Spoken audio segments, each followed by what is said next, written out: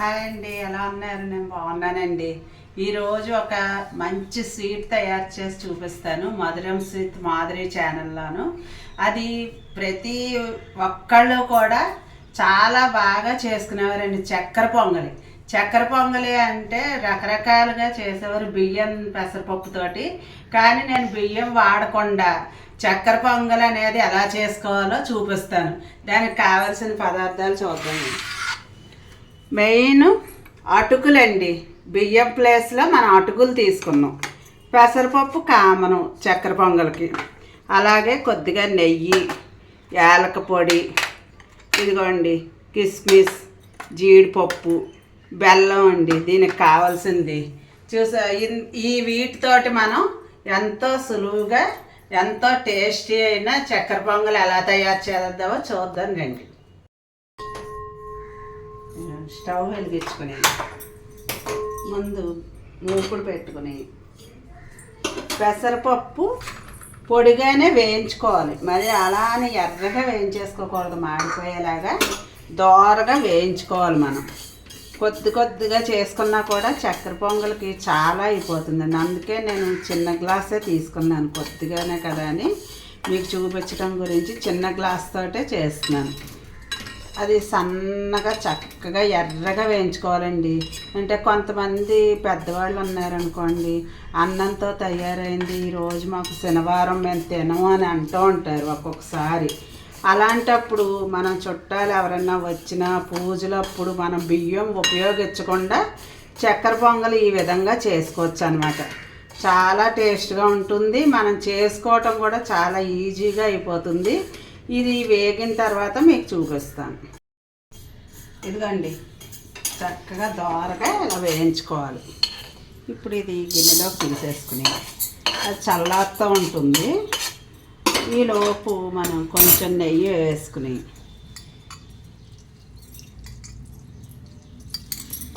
జీడిపప్పు, కిస్మిస్ వేయించి పక్కన పెట్టేసుకోవాలి. ఎందుకంటే మన టైం వేస్ట్ అవ్వకుండా చక్కగా ఇవి కూడా అది చల్లారేలోపు అది కడిగి కుక్కర్లో పెట్టాలి పెసరపప్పు. అందుకని అది వేడిగా ఉంటుంది కాబట్టి లోపు ఇది వేయించేసుకుందాం. ఇది నెయ్యి పెసరపప్పు కమ్మదనంతో చాలా టేస్ట్గా ఉంటుందండి. ఈజీగా మనం 5 నిమిషాల్లో చేసేసుకున్నట్టు అయిపోతుంది. ఆ బియ్యం అంతా మామూలు చక్కెర పొంగల్ అయితే కనుక బియ్యం పెసరపప్పు అన్నీ ఉడికించి దాన్ని మళ్ళీ బెల్లం పాకం పెట్టి అన్నీ చేస్తాం కదా, దాంట్లో కొబ్బరి ముక్కలు అన్నీ వేసుకుంటాం.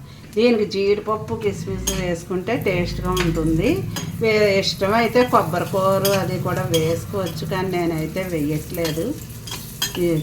ఇలా వేయించేసుకుని ఒక పక్కకు తీసేసుకున్నాం. ఇవి కూడాను తర్వాత ఇవి తీసేసుకుని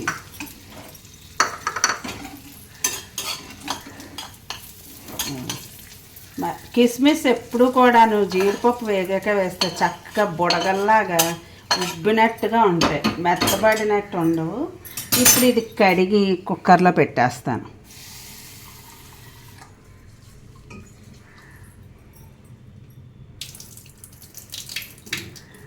దీనికి సమానంగా కొంచెం నీళ్ళు పోసేసుకుని ఎంతసేపు అండి ఈ పోత వచ్చిన తర్వాత నేను బెల్లం ఉంది కదా, బెల్లాన్ని ఎప్పుడు వెయ్యాలి ఎలా వెయ్యాలి అన్నది కూడా చూపిస్తాను. పోత వచ్చిన తర్వాత మళ్ళీ మీకు నేను చూపిస్తాను. ఎందుకంటే కుక్కర్ విజిల్స్ వచ్చింది. ఇప్పుడు బెల్లం పాకం ఏమీ అక్కర్లేదు, కానీ కొద్దిగా కరిగించుకోవాలి. కరిగించేసుకుంటే ఇది స్టవ్ మీద పెడతాను. ఇలాగా అది అలా మరుగుతూ ఉంటుంది.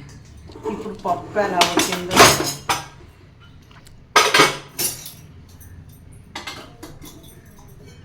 మెత్తగా ఉడికిపోయిందండి, చూసారా? మెత్తగా చాలా మెత్తగా ఉడికింది. ఇది ఇప్పుడు దీంట్లో వేసేసి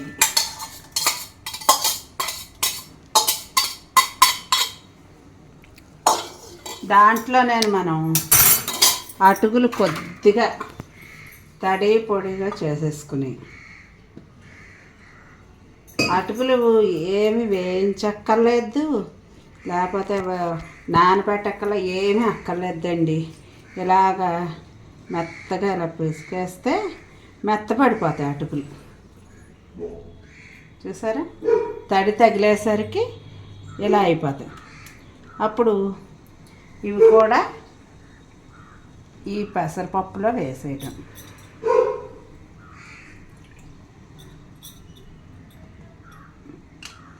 బెల్లం అంతా చాలా మెత్తగా కమ్మగా చాలా బాగుంటుందండి ఇది. మనకి రేపు మళ్ళీ దేవీ నవరాత్రులు వస్తున్నాయి కదా, వినాయక చవితి అది వెళ్ళిపోయింది.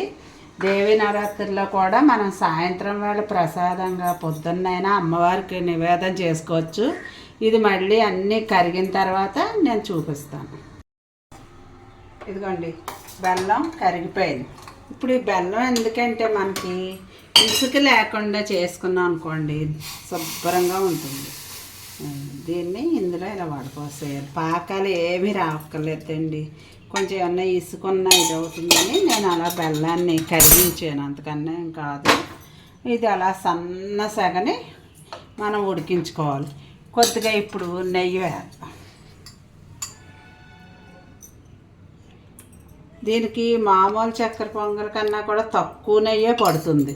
ఎందుకంటే మామూలుది అనుకోండి, ఎంత చక్కెర పొంగల్కి అందరూ అంటారు ఎంత నెయ్యి వేసుకుంటే అంత బాగుంటుంది అంటారు. దీనికి చాలా తక్కువ పడుతుంది. చూసారా, ఇది కూడా అన్నంలాగే ఉంది.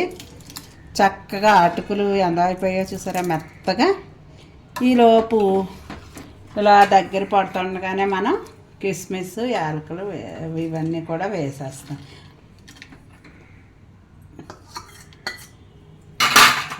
యాలక పొడి వేసేయటానండి. చక్కగా ఉంటుంది, చాలా బాగుంటుందండి అటుకులు చక్కెర పొంగలి. ఎంత సులువుగా అయిపోయిందో చూసారా. ఇదిగో ఒక్కసారి అలా దగ్గరగా ఉంచి దింపేయటమే దీన్ని.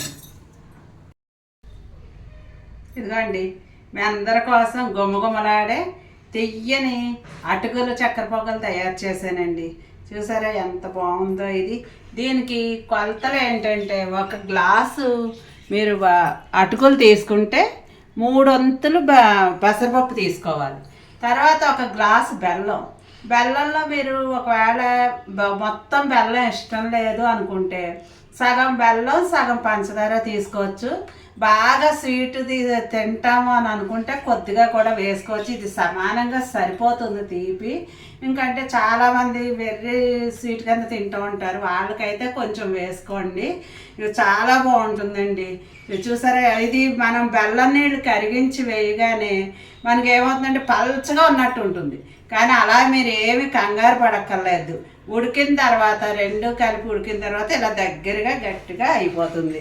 పల్చగా నీళ్ళలా ఉందని మాత్రం కంగారు పడకండి. చాలా బాగుంటుందండి ఇది. పెసరపప్పు కమ్మదనంతో, నెయ్యి, అటుకులు చాలా గుమగుమలాడుతూ కూడా ఇది మంచి వాసన వస్తుంది. నేను చెప్పటం కాదు, నేను చెప్పిన విధంగా మీరు కూడా తయారు చేసుకుని నాకు కామెంట్ రూపంలో తెలపండి. ఈ వీడియో కనుక మీకు నచ్చితే లైక్ చేయండి, షేర్ చేయండి, కామెంట్ చేయండి. నా ఛానల్ని తప్పకుండా సబ్స్క్రైబ్ చేసుకోండి. Thank you very much.